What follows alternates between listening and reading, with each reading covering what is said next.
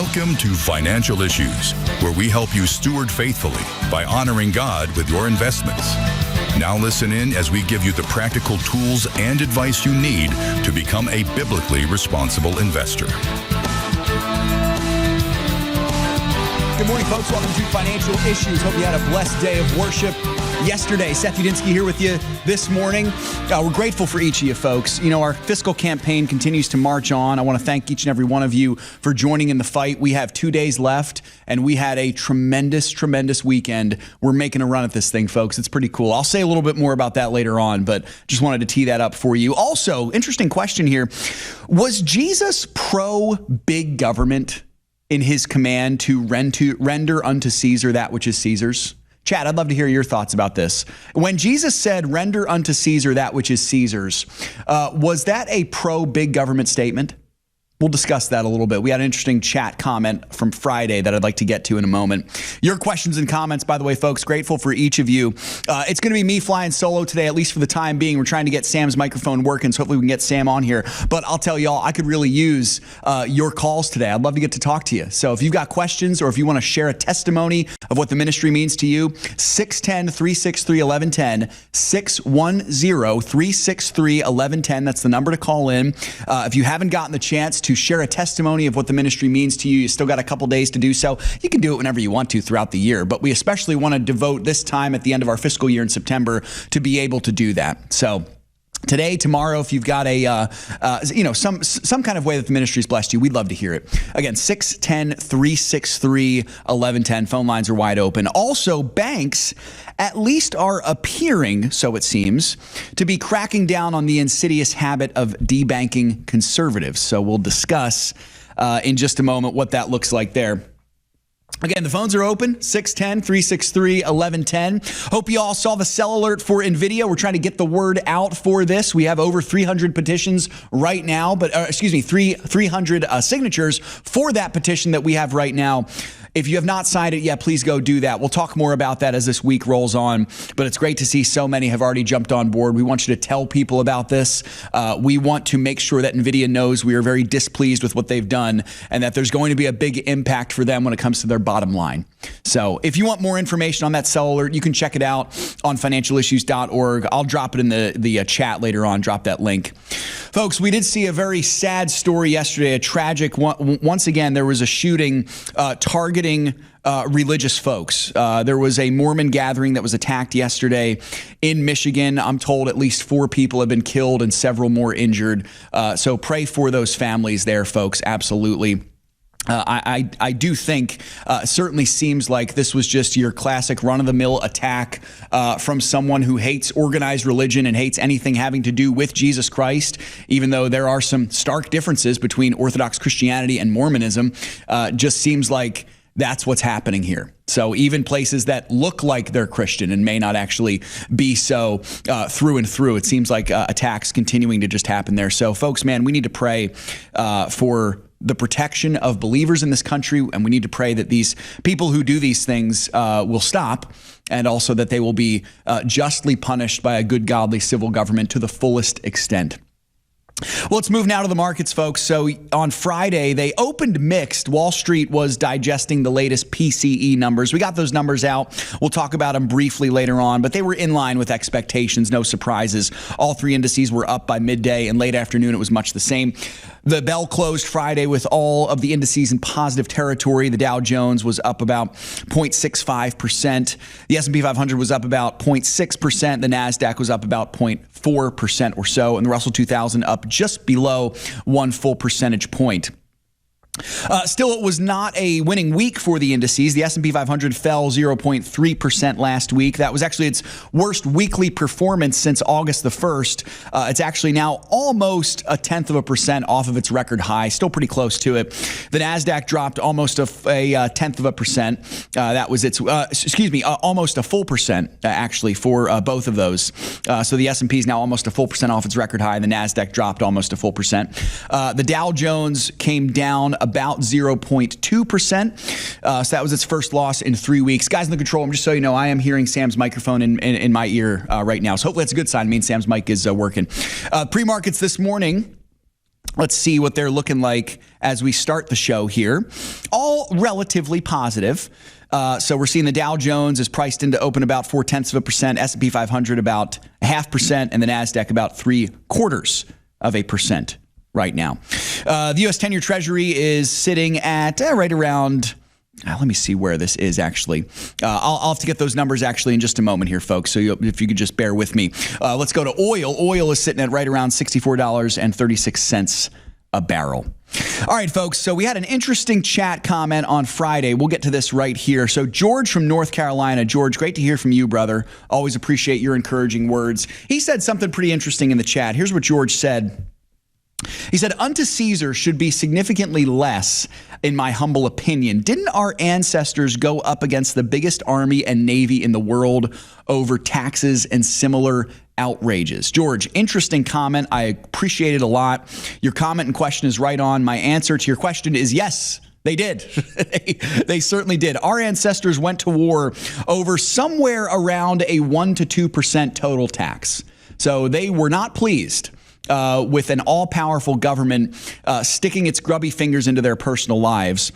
So for context, let me explain this, folks. This comment came from our conversation on Friday about capital gains tax. You remember Mark was on with us, and we were talking about capital gains tax. Many of you are in the situation right now where you've made a lot of gains with NVIDIA, and you've now sold NVIDIA because of your commitment to be biblically responsible, but you're facing pretty heavy capital gains tax. In fact, some of you might even be facing short-term capital gains tax because you only held it for such a short period of time, but it skyrocketed while you held it.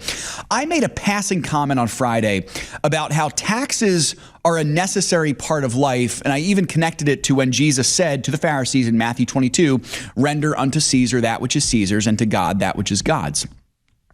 And so I'll say to you, George, yes and amen. Our founders went to war over a tiny little taxation. Some would call it nuts. Some would call it radical. I would call it full of common sense. I think they were exactly right with that.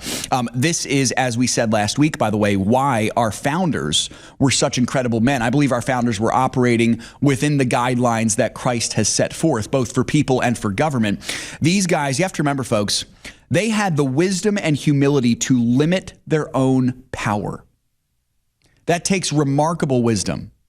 When you're in a position of power to be able to say, I am a flawed, sinful human being, I need limits on myself.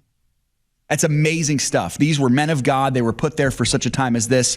They were willing to put away the desire for power and riches that all men have. We all have it. We all want power. We all want riches, by placing safeguards and accountability around them. Remember, they were our inaugural ruling elite class, and they did this really well. Now, I'll say this. The Lord Jesus Christ, to the question I asked earlier, was he pro-big government? No, absolutely not. He was not pro-big government. He was obviously, he is pro-paying taxes to the government, but not burdensome taxes, not ridiculous taxes. He was absolutely pro-small government. I believe that 100%. You may ask, how can you be so sure, Seth, about something that the Lord Jesus never actually explicitly discussed in the scriptures? Yeah, that's an interesting critique. You know, how can we rightly say Jesus was this or that when there's not a verse in the Bible that says or defines what our Lord Jesus believed? Well, it's very simple, folks. I know the Lord. You know the Lord. We have a full picture in the scriptures of Jesus's worldview. Do you think Jesus would have been in favor of a worldview that worships the all-powerful government as statist? No, actually, the government rests upon his shoulders. He is the best form of government. He knows that. He's God. He knows he's God. The Lord Jesus knew how wretched and evil the tendencies of statism could be. Statism is just really the belief that the state will take care of you. The all-powerful state's got your best interest in mind. And one sign of statism, folks, is burdensome, heavy, unnecessary taxes. The founders were aware of this as well. The American founding fathers, they were aware of the same thing. They saw burdensome taxes as a 2% tax. I think we could learn a thing or two from the founders. So yes, Jesus would say, render unto Caesar that which is Caesar's. But he would also say to the ruling government to not lay burdensome, unnecessary, and frankly stupid, heavy taxes on the people whom that government is supposed to steward well. Remember what Paul sets out for us in Romans 13. He's talking mainly to people, but he is also, in many ways, speaking about what a proper government should do. It is the job of the civil government to honor God and to steward its people well, and laying heavy, burdensome taxes on the people is not stewarding them well. Therefore, that is sinful on the part of the government. So is Jesus big government? Absolutely not. Absolutely not. You can be confident in that for sure. 610-363-1110. The phone lines are open. If you want to call in, you can do that. 610-363-1110. Appreciate you all joining us so much today. We'll be back after this break with more financial issues. Hang with us.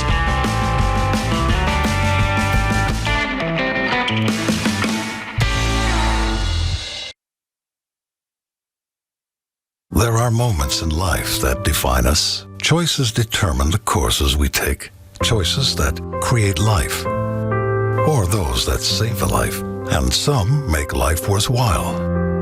There are decisions to stay, or to go, to remain the same, or to grow. Sometimes we pray and make peace. Other times we take a stand for what we believe. In celebration, mourning, triumph, and defeat, we are invested in every decision we seek. Despite differences, we have one thing in common: the desire to do all for the glory of God. Keep your wallet aligned with your heart and your investments in harmony with your faith. Timothy Plan, biblically responsible mutual funds, ETFs, and retirement plans.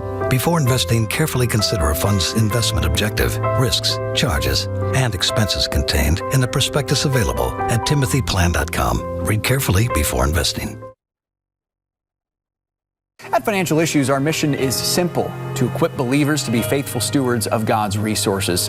That's why we provide the Financial Issues Partnership. Partners receive asset allocation models, buy and sell alerts, a portfolio tracker, conference calls, market commentary, all designed to help you invest with confidence and biblical conviction. Your generosity makes this possible, keeping biblical financial wisdom within reach for everyone who seeks it.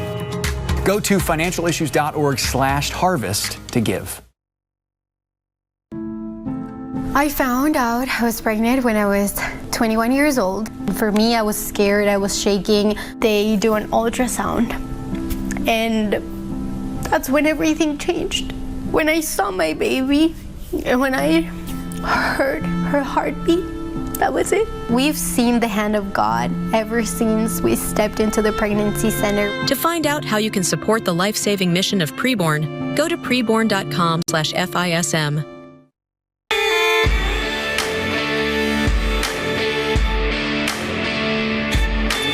You know, folks, one of the joys of this life, especially the Christian life, really particularly the Christian life, is that you don't have to go at it alone. So you've got brothers and sisters to walk alongside you. Perhaps that's your spouse, perhaps that's your church family. In my case, I actually have kind of the double blessing of I have a church family. I also have my work family, which is kind of like a second church family. And I also am so thrilled to tell you that I am no longer alone on the show because Sam's mic is working. Sam, great to have you, brother. I just wanted to remind you how necessary I am for the show and for your mental well-being, and I'm hoping that came across. Well, listen, J.R.R. Tolkien said it once when he talked about Frodo Baggins and his Sam, and how Frodo said Frodo wouldn't have gotten far without Sam. And it's true. This show would be a mess without me, right? Seth wouldn't have gotten far without Sam. I just wanted to let that sink in. That's right. It's an object lesson. That's awesome. We're grateful to have you, brother. So glad it's working. Hey, Sam, what do you think? Was Jesus big government? Was he pro big government, or was he? 100%. No, definitely not. I think you definitely hit the nail on the head. That I mean, it's hard to read the book of 1 Samuel when Samuel's giving his whole speech about how you don't want a king, how he's going to tax you, be burdensome, take away your freedom, and come away from that chapter thinking, you know, God really likes big government. Yeah, I don't think so. Yeah, that's exactly right. And Sam, you had mentioned during the break there, you know, I didn't mention it on the first segment, but our founders not only went to war over what we would call a pretty tiny tax, but also the taxation without representation, you know, which I think certainly we could see in our government now. Do you feel represented all the time by your representative, Sam? I certainly don't. So crazy stuff. Yeah, unfortunately not. Probably more than the founders felt, though. Yeah. Absolutely. And that's, you know what, that's part of the beauty of the American experiment, is that this is, in spite of how imperfect it is, in the 20th century, we saw a massive increase in government power, but we're still going, folks. We're still going. Yeah, because I hear people say they bring up this question about high tax rates, and you're right, they're way higher now than they were back then. I mean, it's insane how much higher they are. But the question is, why aren't we overthrowing the government now? Well, we still do have a say in what's happening, even if it is a lot more limited than what the founders originally intended. There's still hope of getting it back to what it was. The founders didn't have that option when under Great Britain. They just weren't being listened to. So there still is hope for this country without violence. Sure is. Absolutely. And, folks, it's a great lesson. The way that we fight, we've seen violence from the other side in terrible ways. We're still mourning Charlie Kirk's death. We're seeing school shootings. We're seeing church shootings, different things like that. The way that we fight violence is with the truth, with strength, to be sure, but with the truth. Okay, stand firm on the truth. If necessary, I mean, that's why, listen, I'm pro Second Amendment. If necessary, if it comes to it, you better defend yourself and defend your family. And defend those that you love, defend your church. I do hope every single church that's represented with the FISM family has armed security. I believe that's a good thing, armed security. But we fight not with the weapons of flesh and blood, first and foremost. We fight with the truth. We fight with the gospel. And so it's just a really good reminder that we have to keep on. The hope of the Second Amendment is that it's actually going to prevent violence, that it's going to prevent violence from criminals and from the government, because they're going to think twice if, the guy they're coming after is packing. And Sam, I love you just said the criminals and the government. A lot of people would argue they might be the same thing, and I might be one of them. at any rate, not all of them. Good stuff. Well, folks, let me switch gears here for just a moment and remind you again, we're in the final stretch of our fiscal year-end campaign. I'm so thankful for each of you. We're thankful for all of you, our faithful partners. I said this at the start of the campaign, every year we go before the Lord and we ask what his direction for the ministry would be. And this year was a particularly tough year for us. We had donations down. We had partnerships down. We had Shanna moving away from the ministry. If you watched the show for the better part of the last 3 months, and even I'd say even a little bit longer than that, you noticed that Shanna was not on the show much. And so we really sought the Lord for clear direction, whether or not it was time to call it quits, whether or not it was time to finish the ministry, to end in a dignified way. And God so clearly said, no, it's not time to end. And I believe that God has something great in store for us. I don't know what that is yet, but we're seeing the potential puzzle pieces put into place. We have a brand new host in Mark Manila. Mark is a delight. I see Mark on the chat right now. I'm so excited for October 13th. Mark is going to start full time that day. We cannot wait for that. It's going to be awesome. We launched a brand new website. We're petitioning companies. We've saved thousands and thousands of babies. We've brought the gospel to children in public schools. Since our last campaign, in spite of the challenges we face this year, folks, the Lord has continued to show up. And so this is the one time a year we ask for ourselves. Again, if you are someone who has been blessed by the ministry, would you consider making a donation today? I got to tell you, folks, we really had a great weekend. Let me just give you some of the totals that we have of the 160,000 that we are aiming to get. We have in our possession right now over 113,000. In addition to that, we have almost $12,000 in pledges. So if you count that total is close to 126,000. We've got $35,000 left. $35,000 to go in about 2 days. We've also gained 34 monthly soldiers, 21 new monthly soldiers and 13 soldiers who increased their gift. That is amazing. Absolutely amazing. So here's just one other cool thing that I wanted to point out. And thank you to Meg, our controller, for getting me these stats. We have heard from almost the entire country. Almost the entire country, with the exception of Connecticut, Maine, Rhode Island, Utah, and the District of Columbia. If you are in one of those regions, those 4 states or the nation's capital, and you have not given to the ministry yet, you can be the first one. You can be the first one. And I'm holding out hope for all of them, even DC, even the District of Columbia. As much of a swamp as it is, I'm holding out hope, folks. We got 2 more days. We have $35,000 to go. That is still a big amount of money, but boy, we have a real shot to get this. And Seth, what do they get if they're the first person to donate from their state? That's a good question, Sam. We might have to give them something. I think they get to feel good about themselves knowing they donated to financial issues. Exactly right. That's exactly right. But we might even need to come up with something like that. I'll have to get back to you folks on that one. See if we can't maybe give a little gift for that. But again, $35,000. $35,000 is all that we have left. We're so close. I would guess there's probably a listener out there right now who could give that entire amount. I go by the philosophy of a lot of crumbs make a loaf, and this campaign has been a whole lot of crumbs. We've gotten a couple really big gifts. We've gotten a gift of $20,000, a gift of $10,000, several gifts around in that range. Most of the gifts have been relatively reasonable, though. $100, $200, $20, $35, $150, kind of in that range there. I go by that philosophy, folks. A lot of crumbs make a loaf, and we are really close. But we've only got 2 days left. So if you are on the fence, this is kind of my final plea to you, my final battle charge. Consider giving to financial issues. We can't do what we do without you. We will be coming from such a position of strength. It will really be a pretty amazing, miraculous thing for us to finish this year in the black. And again, if we hit this goal, we finish this year in the black. Talk about what God has done using our feeble efforts to do something great. It's not me, folks. You all know that. It's not me. Okay, I'm not the one who did this. God is the one. And even if we don't hit this goal, folks, this has been a tremendously successful campaign. But I believe we can hit this goal. I really do. 35,000 to go. If you are on the fence, or if you've already given and the Lord is tugging at your heart to give a little more, I'm talking to you as well. Financialissues.org/harvest. That's where you can go for that, folks. Financialissues.org/harvest. Of course, if you are someone who maybe you're not really sure about giving in the regular way, but you're okay with giving a gift of appreciated stock or through a donor advised fund, a qualified charitable distribution. If you go to financialissues.org/harvest, you scroll down and click the legacy giving button.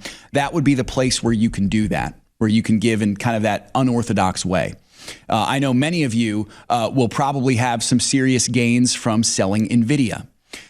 Again, if you want to keep that money out of the grubby hands of a big overreaching government that's going to take some of it, if you just take the gain from it, you can donate that. You can donate that appreciated stock.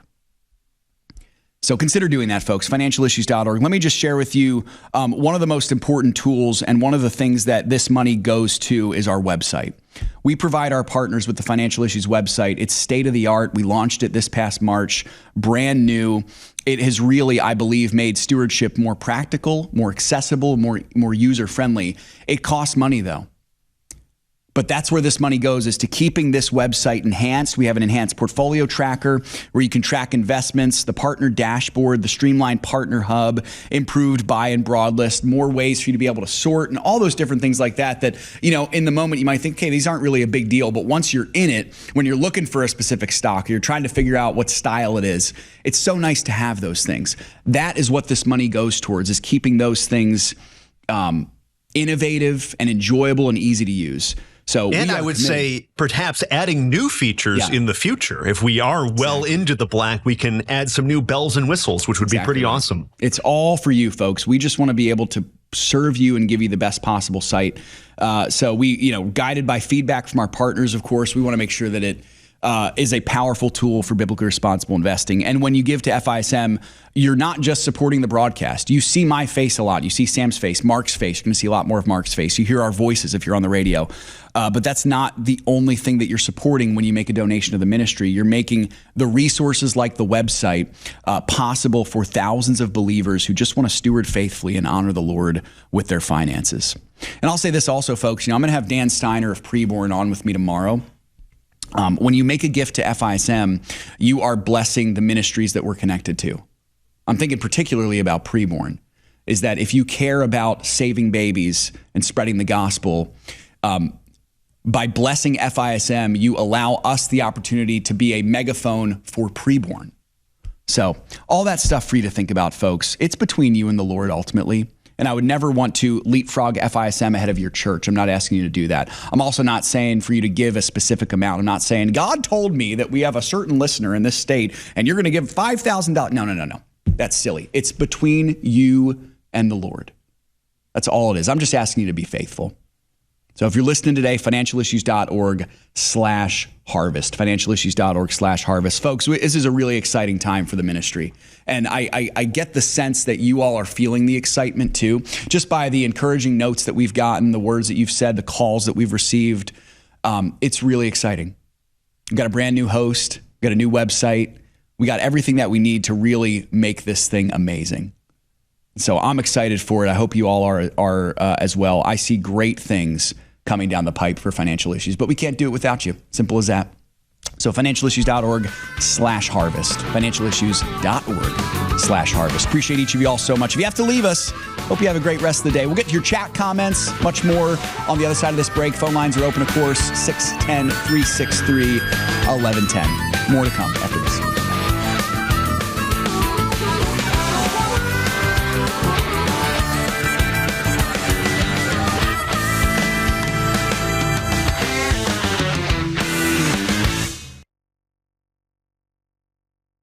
Where's Mima?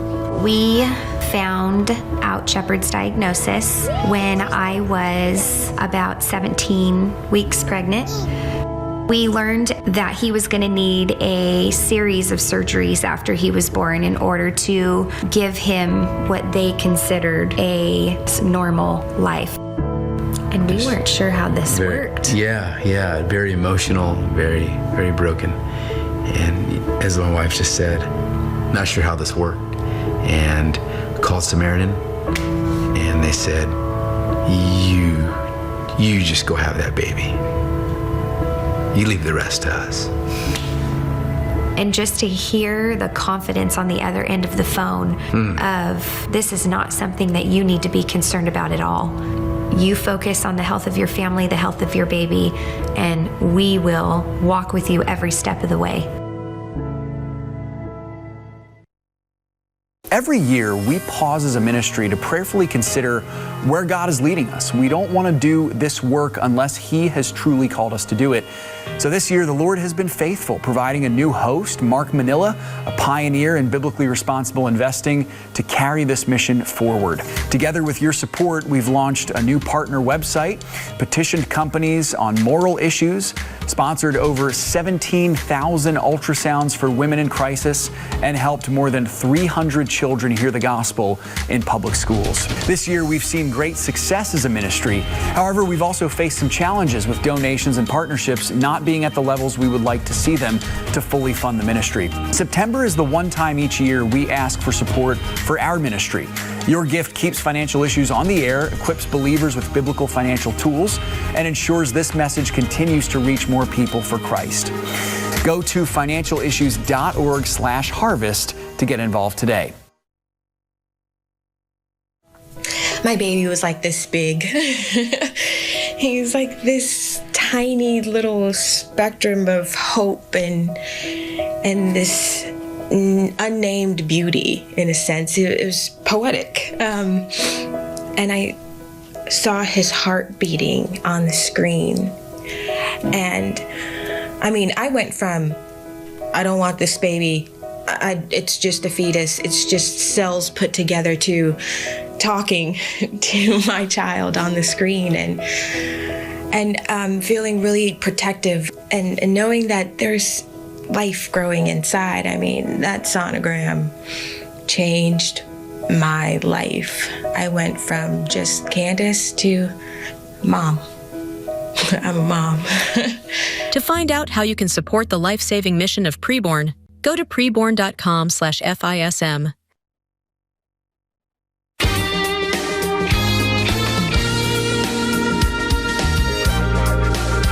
Welcome back, folks, to Financial Issues. I appreciate each of you joining us today. Mark your calendars, folks. Speaking of Mark, pun intended, Mark Manila starts on Financial Issues full-time on October 13th, Monday, October 13th. It's going to be a special show.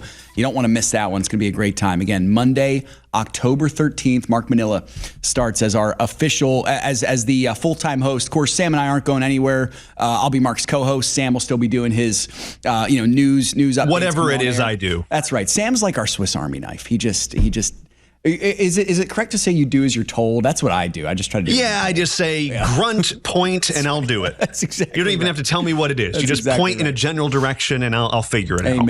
Amen, brother. So it's going to be a great time, folks. We're trying to get the word out as well.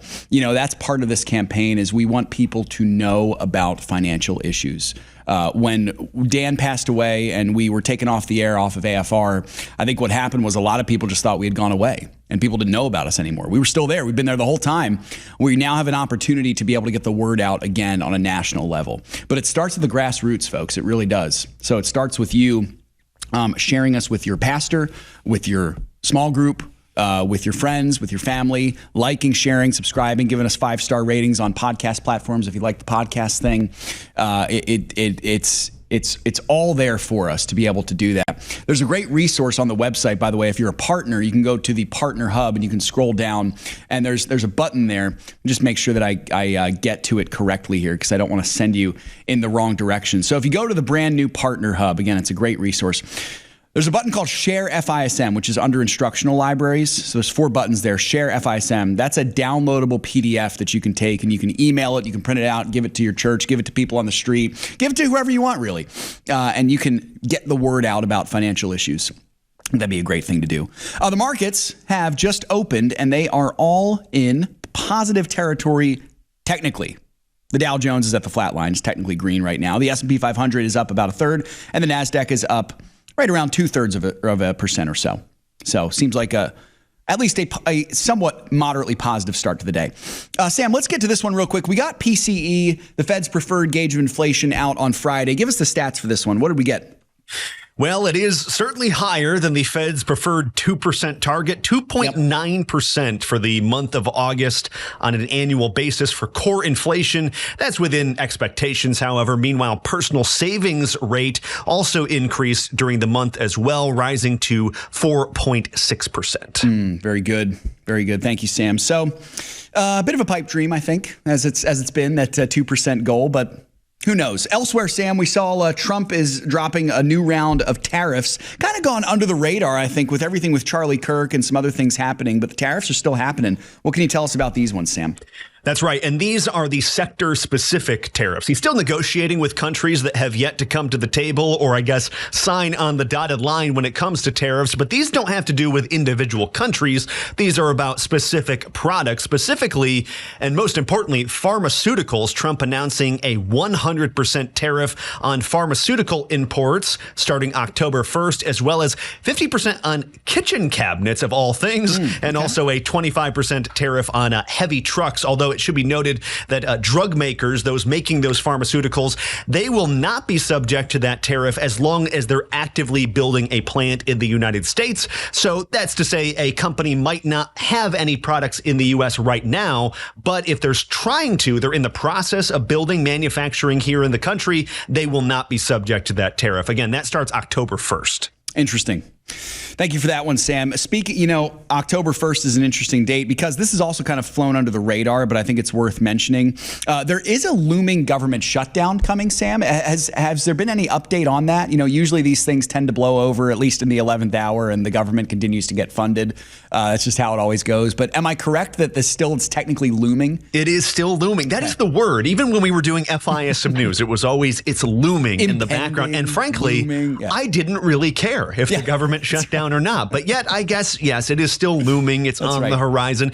I always, when we're doing the news, found this to be the worst possible story because the story changed all the time. There would always be movement in Congress, last-minute deals to try to prevent a shutdown, all the while someone demagoguing that it's going to be the end of the world if the government does shut down. What's funny is that President Trump right now is in a kind of heads I win, tails you lose situation because if the government doesn't shut down, then he gets to say, yay, we averted a shutdown. However, if it does, then he actually gets more executive authority to shut down various government programs and fire whoever he wants. So either way, it works out for President Trump. I like it a lot, man. Now, here's an interesting kind of I hate using the term devil's advocate because I think that's a silly term, but maybe the opposite side argument would be this.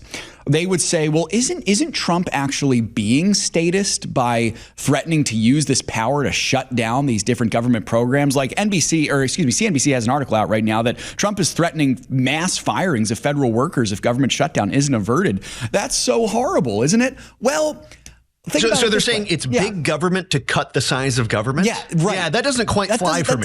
Doesn't seem to match up. Trump is slashing the government power.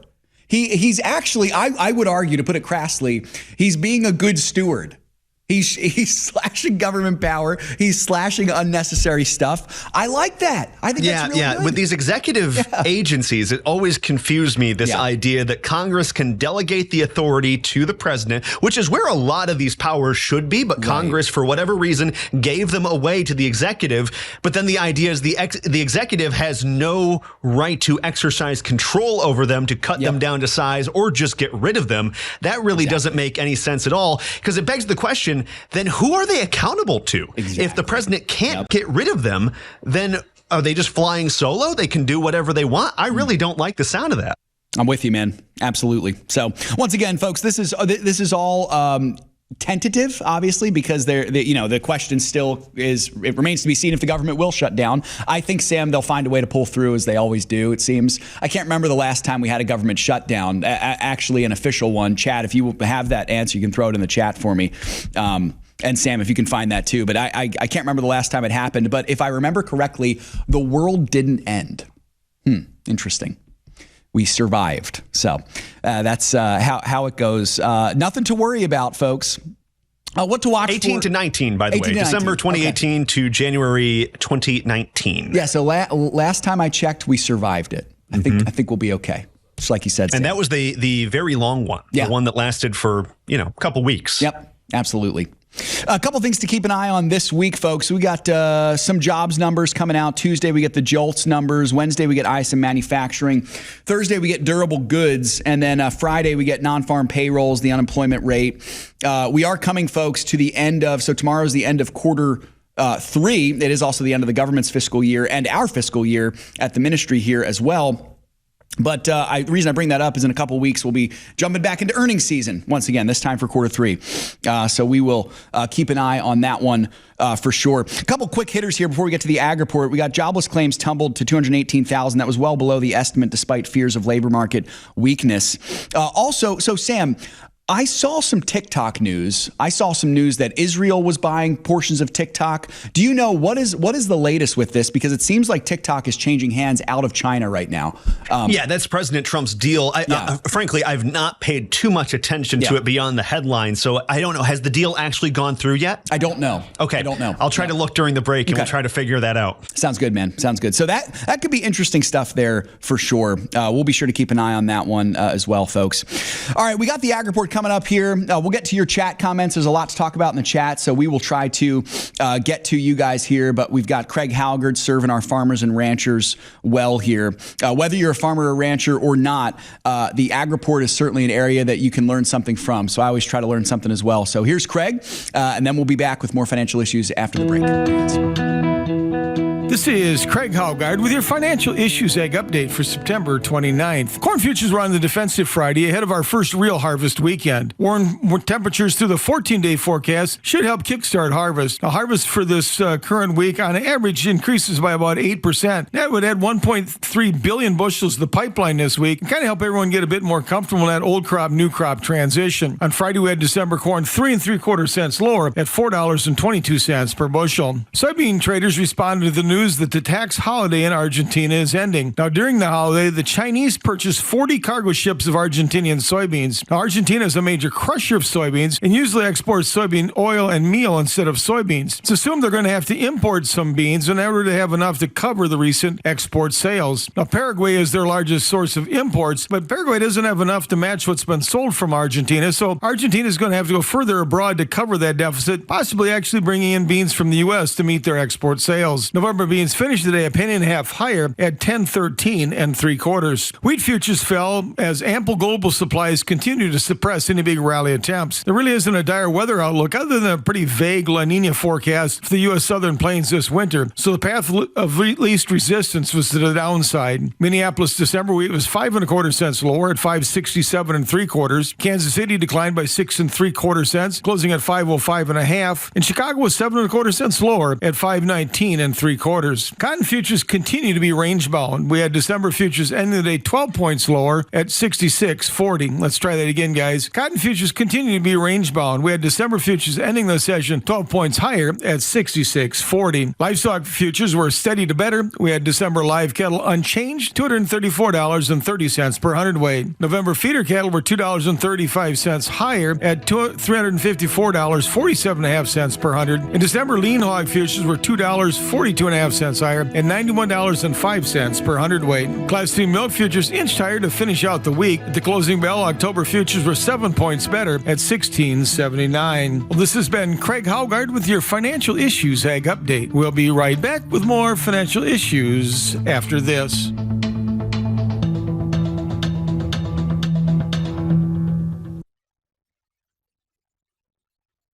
Well, as we come to the end of another year, we reflect on God's faithfulness. And if you've been blessed by financial issues, would you prayerfully consider giving before September the 30th? Your gift keeps us on the air, supports our team, and helps us improve the tools and resources we offer. You are the reason that we do what we do. We are so excited for the new opportunities God has in store for us next year. Go to financialissues.org/harvest to get involved today. In the last 10 to 15 years being in ministry, being married, something that has been constant in our lives is Samaritan Ministries. As we've moved, we've had babies, we've had different things come up, we have just been able to rely on Samaritan in ways that we never really even thought about before becoming members. Our heart's desire is to plant roots and be in a place for a really long time. It's how we were raised. We see the benefits of that, but we also see the open-handedness of being used by the Lord wherever He calls, because we just assumed when we started pursuing church planting, the quickest way to get from point A to point B is a straight line. And with the Lord, sometimes you find out it looks a lot more like this. And yet, Samaritan was with us through the entire thing. We didn't have to look into, we have to change insurances now because we've moved states or whatever the case may be. And it's just been a real blessing to us in different phases of life. I'm Kyle. I'm Colleen. And we're the Gen X. And we're Samaritan members. My baby was like this big, and I saw his heart beating on the screen. I went from, I don't want this baby, to talking to my child on the screen. That sonogram changed my life. I went from just Candace to Mom. To find out how you can support the life-saving mission of Preborn, go to preborn.com/FISM. The opinions and recommendations expressed on this program do not necessarily represent the opinions of the station or any of the program sponsors. Additionally, all products or services offered by the program sponsors may not be known by the program. Folks, we'll get to the chat in just one moment here. Sam, thank you, brother, for your research during the break. I know you're able to find at least a little something on the latest news about TikTok. What can you tell us? Well, this is according to CNBC. President Trump did sign an executive order concerning the proposal to sell TikTok while allowing it to still operate in the United States. According to that article, under the terms of Trump's executive order, a joint venture company would oversee TikTok's U.S. business, with ByteDance, that's the Chinese part of the company, retaining less than a 20% stake. Among the company's investors would be tech giant Oracle, private equity firm Silver Lake, and the Abu Dhabi-based MGX investment fund. Interesting. So whenever anything like this happens, and Sam, you know what? It reminds me, it's not, I don't think it's related to this, but it does bring to mind an article that we looked at I think it was maybe last week or a couple weeks ago, about Trump now opening the door for his gold card visas in getting kind of more foreign investors to invest in the United States. It's not exactly the same thing, but it does remind me of that a little bit. The question I have, of course, is, are these guys like the Abu Dhabi based people, the other folks like that, even Oracle, Is this a better situation than the Communist Chinese Party owning the majority share, or is it just a different enemy to fight now? I guess we'll have to see. Well, Oracle is an American company. I mean, so that's good. So I'd much rather have an American company, even if it's a little bit skeevy. I'm not saying Oracle is, but I would rather take a bad American company over the Chinese government any day. Yep. With you there, man. 100%. That's good stuff. Well, to the chat, here we go, folks. Great to see you all. Lisa, I see you there. The Bryans, the Bryan Brigade, as well as the George Brigade in there. Good to see you guys. Rich from Ohio saying, what's a better word we can use instead of shutdown? Because it's not really a shutdown. Yeah, Rich, you're exactly right. It's really not a shutdown. If it really were a shutdown, then the government would actually shut down. I guess you could call it more it's a nap. Pause. The government takes a nap. Exactly. And it really is kind of just like a drama show, because it almost never.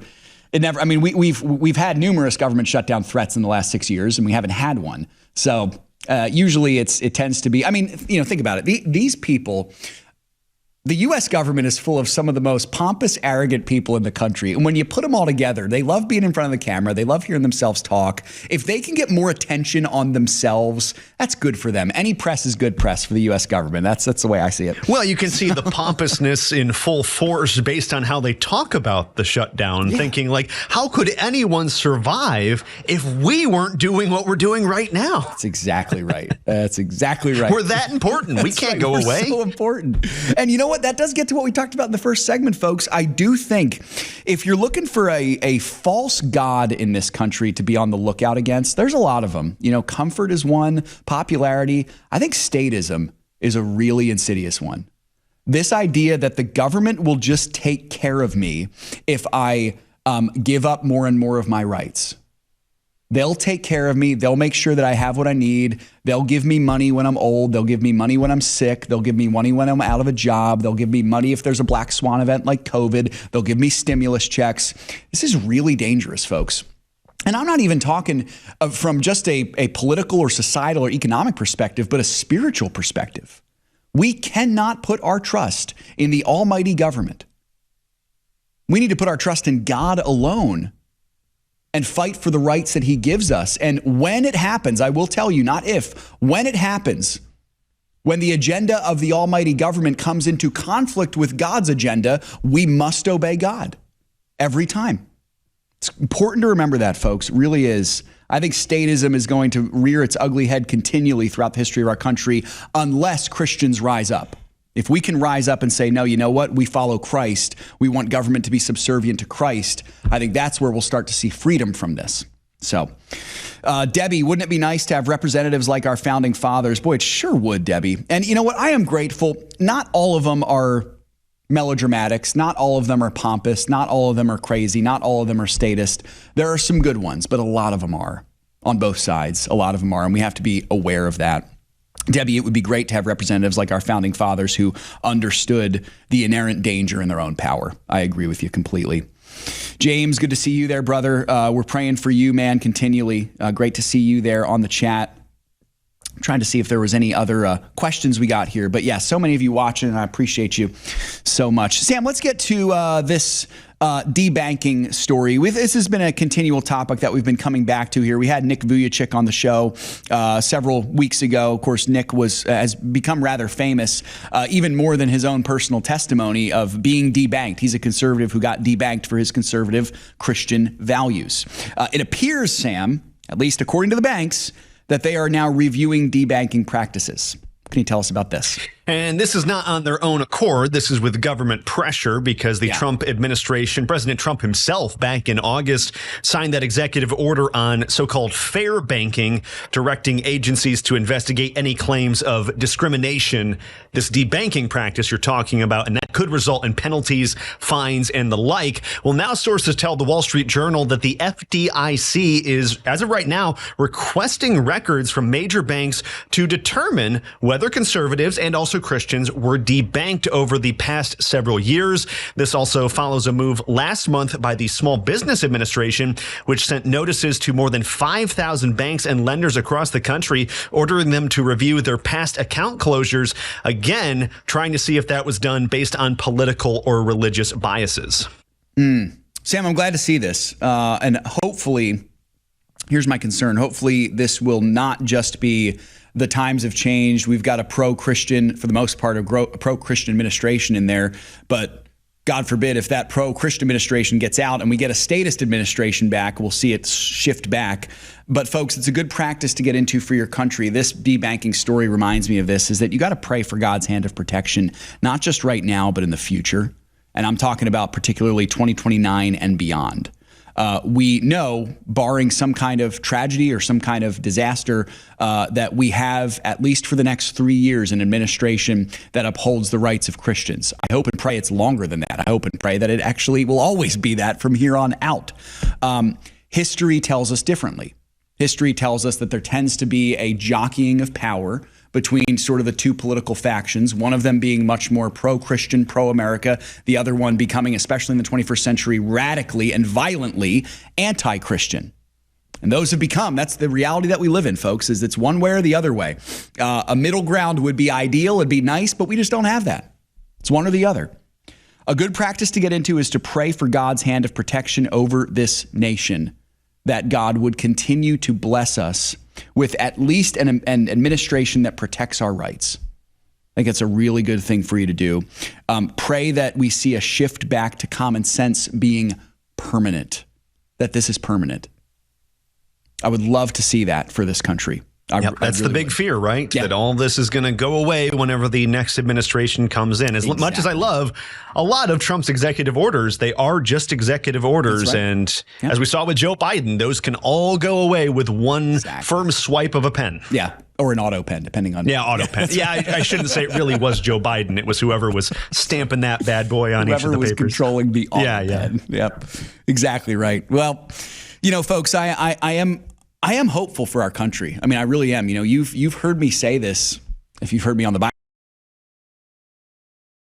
more passion than what I'm talking about right now. I believe in the future of our country. I believe that there are good times ahead. And I'm not just talking about it's going to be easy times. We have to fight for it. But I believe that God's hand of blessing has not left this country. I believe there's a great remnant. I think we're seeing an awakening in this country. I think we are seeing what many would call revival. I think we're seeing people returning to church, understanding who Christ is, wanting to learn and know more about Christ. That's a good thing. I think we're seeing political leaders who are not afraid to proclaim Christ before the nations. That's amazing. If you listen to Charlie Kirk's memorial service, you heard, and Sam, you'll have to forgive me if I get this quote wrong, but J.D. Vance basically said, I had not done as good of a job in my Christian testimony, my witness for Jesus, until these last 2 weeks. In these last 2 weeks, I've talked more about Jesus than perhaps I ever have. That's the vice president of this country. That's amazing. That's what we want. That's how we're going to get blessing. And I'm not, please don't hear me talk about, it's not prosperity gospel, folks. I'm not saying that. God blesses obedience. Okay? He blesses obedience. And Seth, it's so important to recognize when the good times are happening and to be grateful for them, because I know it's the conservative mindset to point out all the bad things that are happening, the things that the Trump administration isn't getting right, the things that are going on in this world, in this country that just are against God's principles, but still, you got to take the wins when they come along because they don't come along too often. So you need to celebrate those. You have to. Yeah, you Sam, you have to. That's a conservative mindset, though. Conservatives are always finding something to complain about. And listen, folks, we're not standing in the corner and pointing at all of you or all of the other conservatives. I do this. I'm like that. I find things to complain about very easily. Sam, you're exactly right, though. We have got to celebrate the wins, and then we also have to use the wins to fuel more wins. That's, I think, one of the other mistakes of sort of mainstream conservatism is that we win and then we take a deep breath and we're like, okay, we've made it. And then the other side gets right back out in front. No, we've got to win, and then we need to put the pedal to the metal and keep going. Need to have a vision for the future. Absolutely. A philosophy, a belief system, a belief in Christ that we can push forward, not just point out at the left and say we don't want to be them. It's well said, man. And, you know, folks, you may be in the audience today and you might be thinking, how do I do that? I don't know how to do that. It starts in your circle. It starts with your family. If you're a father and you have a wife and kids, that is your mission field. If you're a grandparent, if you have nieces and nephews, if you're a school teacher, if you're an employer, you've got workers under you. That's how you change the culture, is you start with the influence that God has given you over. Well, folks, I appreciate you all so much today. It was great to be here with you. If you haven't given to our campaign yet, consider doing so. We got about a day and a half left. Financialissues.org/harvest. We're $35,000 away. Let's hit this goal together. God bless you all. Lord willing, we'll see you tomorrow for more Financial Issues. Have a great day. If we ever forget that we're one nation under God, then we will be a nation gone under. Thank you for joining us. This has been an FISM production.